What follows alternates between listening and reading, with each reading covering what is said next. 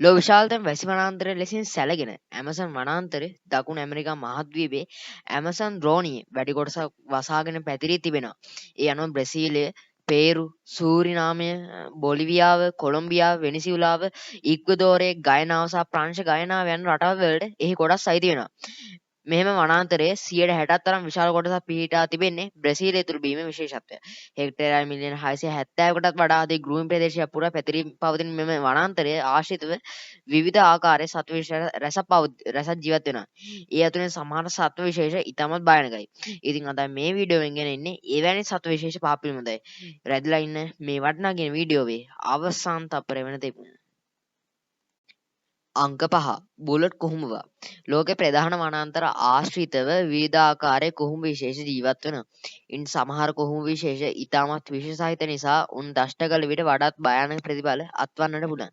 දකුණු ඇමරිකාවේ ඇමසන් වනාන්තරයේදී හමුවන බුලට් කුහුඹුවන්ද ඒ වගේ දරුණු විශේෂ සහිත කුහුඹු විශේෂයක්.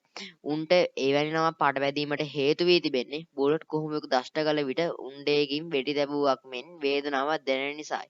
ප්‍රධාන වශයෙන් ගස් පාමුල් ජීවත් වන මේ භයානක කුහුඹු විශේෂය අඟල් දෙකක් තරම් උපරිම දිගක් දක්වා වර්ධනය වෙනවා. වනාන්තරයේ ජීවත් වන විට සිදුවන අනතුරු වලින් බේරීම සඳහා බුලට් කුහුඹුවන් එවැනි දෂ්ට කිරීම කරනවා. මෙම කුහුඹුවන් නිකරුණේ සතුරෙකුට දෂ්ට කරන්නේ බොහොම කලාතුරකින්. බුලට් කුහුඹුවෙකුට දෂ්ට කළ දැනෙන වේදනාව මීමැස්සක දෂ්ට කළ විට දැනෙන වේදනාවෙන් 30 ගුණයක් පමණ වන බවට හඳුනාගෙන තිබෙනවා. උන්ගේ විෂ තුළ පෙනොරොක්ටික්ස් අඩංගු වෙනවා. ඒ නිසා උන් දෂ්ට කළ විට తాවකාලික අංශභාග රෝගී තත්ත්වයක් ඇතිවන්න පුළුවන්. ඊට අමතරව දෂ්ට කළ ස්ථානයේ ආශ්‍රිත වේදනාවක් දැවිල්ලක් සහ ඉදිමක් ඇතිවීම සාමාන්‍ය දෙයක්. එම තත්ත්වය පැය 24ක් පුරාවට පැවතීමෙන් බුලට් කුහුඹුවන්ගේ භයානකකම් පිළිබඳ ඔබටද වටහා ගත හැකිය. වනාන්තරය එහි වගුරු බිම් සහ ගංගා ආශ්‍රිතව මෙම දැවැන්ත සර්පයා ජීවත් වෙනවා. හොඳින් වැඩුණු හරිත ඇනකොන්ඩාවෙකුගේ බර කිලෝග්‍රෑම් 250ක් පමණ වෙද්දී දිග මීටර 9ක් පමණ වෙනවා. ලෝකයේ සිටින විශාලතම නිර්විෂ සත්වයා ලෙසින් සැලකෙන හරිත ඇනකොන්ඩා සම්පූර්ණයෙන්ම ජලයේ ගිලී සිටිනවා. මෙම සර්පයාගේ නාස් පුඩු හිස් මුද්දේ පිහිටා තිබෙන නිසාම ජලය යටතේ හුස්ම ගැනීමේ හැකියාව පවතිනවා. හරිත ඇනකොන්ඩාවන් ඒ අයුරින් ජලයේ ගිලී සිටින්නේ පහසුවෙන්ම සිය ගොදුර අල්ලා ගැනීම සඳහාය. හරිත ඇනකොන්ඩාගේ එම උපක්‍රමයට හසුවන බොහෝ සතුන් ජලය පානය කිරීම සඳහා ඒ ඇසළටම යනවා. එවිට එක්වරම ක්‍රියාත්මක වන ඇනකොන්ඩා ගොදුරු ග්‍රහණයට හසු කර ගන්නවා. ඇනකොන්ඩා ගොදුරු වුණ සත්වයා ඉන් පසුව හුස්ම ගැනීමට නොහැකි වන තුරුම මිරිකනවා. එවිට ඇනකොන්ඩාට ගොදුරු වුණ සත්වයාට මරණය උරුම වෙනවා. ඉන් අනතුර අංක 2 විස ඩාට් ගෙම්බා විස ඩාට් ගෙම්බා ඇමසන් වනාන්තරයේ ගංගා, ඇලදොල, වගුරුම් සහ විල් ආශ්‍රයේ ජීවත් වෙනවා.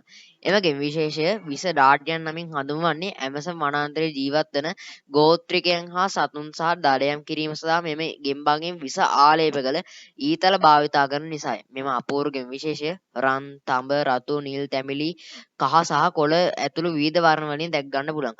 ඒ අයුරින් අලංකාර වර්ණයන් යුක්ත වන මෙම ගෙම්බන්ගේ සිවුරේ මාරාන්තික විස ප්‍රමාණය අඩංගු වී තිබෙනවා. ඩාට් ගෙම්බන්ගේ සිවුරේ ඒ තරම් විස ප්‍රමාණය අඩංගු වන්නේ විස සහිත කුහුඹුවන්, වේයයන් සහ සෙන්ටි සතුන් ආහාරයට ගන්නා නිසාය. යම් කිසි විලෝපිකයෙකු විස ඩාට් ගෙම්බෙකු අනුභව කළහොත් භයානක විස ශරීරගත වීම හේතුවෙන් මුළු සිරුරම ඉදිමී ඔක්කාරය ඇතිවී මරණය උරුම වෙනවා. ඇමසන් වනාන්තරයේ ජීවත් වන එක්තරා සර්ප විශේෂයක් නම් විස ඩාට් ගෙම්බන් කිසිදු ගැටලුවකින් තොරව ආහාරයට ගන්නවා. ඒ අනුව ලීම් හොබිස් නම් එම සර්ප විශේෂය විෂ ඩාට් ගෙම්බන්ගේ එකම ස්වාභාවික විලෝපිකය බවට පත්වෙනවා. අංක 1 පිරන්හා මත්ස්‍යයා ඇමසන් වනාන්තරයේ ආශ්‍රයේ ජීවත් වන සතුන් අතුරින් මිනිසුන්ට පවා හානි කරන භයානක සත්වයෙකු ලෙසින් පිරන්හා මත්ස්‍යයා හඳුන්වන්නට පුළුවන්. ඒ මත්ස්‍යයා පිරානා නමින් හඳුන්වනවා. සාමාන්‍යයෙන් සෙන්ටිමීටර් 30ක් පමණ දිගට වර්ධනය වන පිරන්හා මත්ස්‍යයා බැලූ බැල්මටම අහිංසක සත්ව විශේෂයෙන් මෙන් දිසෙනවා. නමුත් උන්ගේ ශක්තිමත් හකු සහ තියුණු දත් වලින් ඕනෑම ජීවියෙකු ඇටසැකිල්ලක් බවට පත් කිරීමට විශාල කාලයක් ගත වන්නේ නම් නැහැ. ඒ ගුදුර වෙත පවතින පිරන්හා මත්ස්‍යයන් පැන සපාගන ආකාර නිරීක්ෂණය කරන්න පුළුවන්.